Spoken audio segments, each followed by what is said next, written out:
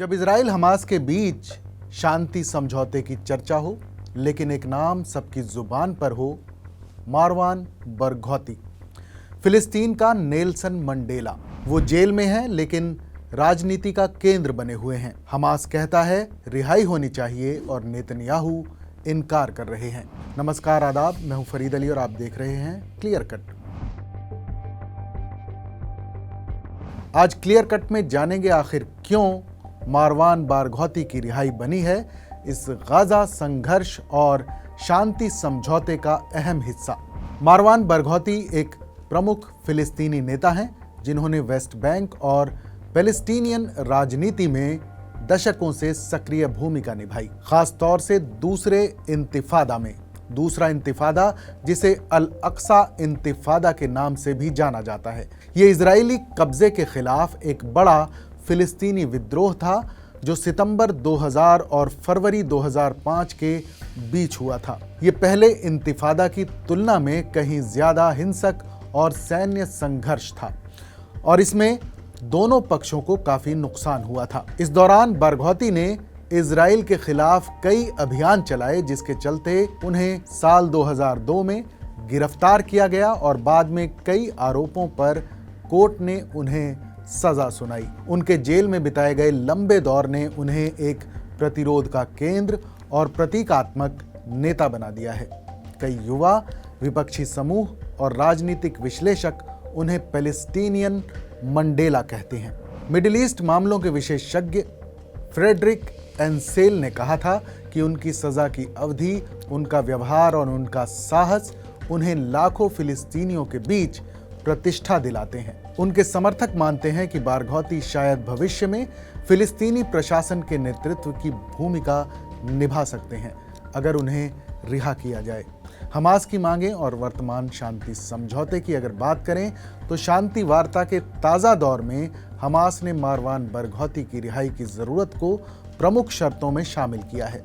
उनके नाम को इस समझौते में शामिल करना हमास के लिए सिर्फ राजनीतिक प्रतीक नहीं है, बल्कि सार्वजनिक विश्वास और संवाद की बुनियाद है। लेकिन इजरायली सरकार ये साफ कर चुकी है कि इस समय बरघौती को इस सौदे में शामिल नहीं किया जाएगा। जानकार मानते हैं कि इजराइल का ये इनकार सिर्फ एक सुरक्षा विचार नहीं है, बल्कि राजनीतिक संकेतों और आंतरिक दस्तावेजों और चुनावी संभावनाओं से जुड़ा एक मामला है। मारवान बरघौती न सिर्फ जेल में होने के बावजूद लोकप्रिय हैं, बल्कि वो कई राजनीतिक धड़ों को एकजुट करने की क्षमता रखते हैं। इंटरनेशनल क्राइसिस ग्रुप की विश्लेषक तहानी मुस्तफा कहती हैं कि वो एक ऐसे नेता हैं जिन्हें फतह और हमास के बीच, युवाओं और अलग अलग क्षेत्रीय समूहों के बीच मिलन बिंदु के तौर पर देखा जाता है। उनकी जीवन गति ने उन्हें खास बना दिया है। वो जेल में हैं, सजा सुनाई गई, लेकिन उन्होंने लोकतंत्र और दो राज्य समाधान यानी 2 स्टेट सॉल्यूशन की वकालत की है। उनकी पत्नी फदवा बरघौती ने अंतर्राष्ट्रीय अभियान भी चलाया था, freedom for Marwan Barghouti, the Mandela of Palestine नाम से।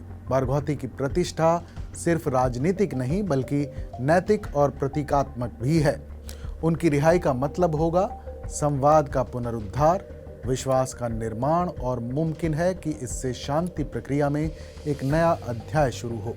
इजरायली प्रधानमंत्री बेंजामिन नेतन्याहू और उनके सुरक्षा मंत्रियों ने भी बरघौती की रिहाई को स्वीकार करने से फिलहाल इनकार कर दिया है। उनका तर्क है कि बरघौती को छोड़ना आतंकवाद को इनाम देना होगा और इससे सुरक्षा संस्थाओं और जनता में खौफ बढ़ सकता है। इजराइल के एक प्रवक्ता ने कहा है कि फिलहाल समझौते के पहले चरण में बरघौती को शामिल नहीं किया जाएगा। इसके अलावा राजनीतिक रुझान स्पष्ट हैं। नेतन्याहू के समर्थक और राइट विंग नेता इस मामले को अपनी ताकत की पहचान के तौर पर देखते हैं। विश्लेषकों का मानना है कि बरघौती की रिहाई समझौते की दिशा को बदल सकती है। अगर वार्ता जारी रहती है तो उनकी रिहाई से हमास को अंतर्राष्ट्रीय और स्थानीय स्तर पर एक बड़ा राजनीतिक फायदा भी हो सकता है। इससे हमास का समर्थन बढ़ेगा, संवाद की स्थिति भी मजबूत होगी। लेकिन ये आसान नहीं है। यहाँ कई और भी पहलू हैं, जैसे सुरक्षा, न्याय और राजनीतिक विश्वास का। और इजराइल के लिए ये सवाल है कि क्या वो इतना जोखिम उठा सकता है कि बरघौती जैसे लोकप्रिय लेकिन कैद नेता को सार्वजनिक जीवन में वापस लाया जाए। इसके साथ ही ये भी देखना होगा कि दूसरे मशहूर फिलिस्तीनी बंदियों जैसे अहमद सादत वगैरह को इस समझौते में कैसे शामिल किया जाता है और क्या ये सामूहिक रिहाई होगी या चरणबद्ध। दुनिया इस मामले पर नज़र रख रही है। बहुत से देश और संगठन मानते हैं कि बारघौती की रिहाई एक शांतिपूर्ण समाधान की दिशा में महत्वपूर्ण कदम हो सकती है, लेकिन कुछ अन्य विश्लेषक चेतावनी दे रहे हैं कि अगर इजराइल ऐसा करता है तो इजराइल में घरेलू राजनीतिक प्रतिक्रिया तेज होगी, जिनमें सुरक्षा बलों, दक्षिणपंथी पार्टियों और उन लोगों की आवाज़ शामिल होगी जो आतंकवाद विरोधी कानूनों के तहत बारघौती को दोषी मानते हैं। एक और संभावना ये है कि बारघौती की रिहाई में फिलिस्तीनी प्रशासन में बदलाव आ सकता है। नए चुनाव, नई राजनीति और संभावित नेतृत्व। अगर ये भूमिका स्वीकार हो तो बारघौती यूनिटी फिगर बन सकते हैं, लेकिन जेल से निकलने के बाद भी उनका असर कैसा रहेगा ये देखना होगा। तो मारवान बारघौती की कहानी सिर्फ एक बंदी की नहीं, बल्कि ये उन लाखों लोगों की कहानी है जिन्होंने संघर्ष, उम्मीद, जेल और प्रतीकवाद के बीच अपनी पहचान तलाश की है। अगर हमास की मांग मानी जाए तो ये न सिर्फ बारघौती की रिहाई होगी, बल्कि शांति वार्ताओं में विश्वास, राष्ट्रीय एकता और न्याय की दिशा में एक बड़ा कदम हो सकता है। लेकिन नेतन्याहू और इजराइल की स्थिति बताती है कि ये कदम आसान नहीं होगा। इसकी राजनीतिक, कानूनी और भावनात्मक कीमत होगी। क्लियर कट में फिलहाल इतना ही। इस पर आपकी क्या राय है हमें कमेंट करके ज़रूर बताएं, क्योंकि आपकी आवाज़ ही बदलाव की शुरुआत है। क्लियर कट में फिर मिलेंगे एक और नई कहानी, नए मुद्दे के साथ। तब तक देश और दुनिया की तमाम बड़ी खबरों के लिए देखते रहिए TV9 डिजिटल।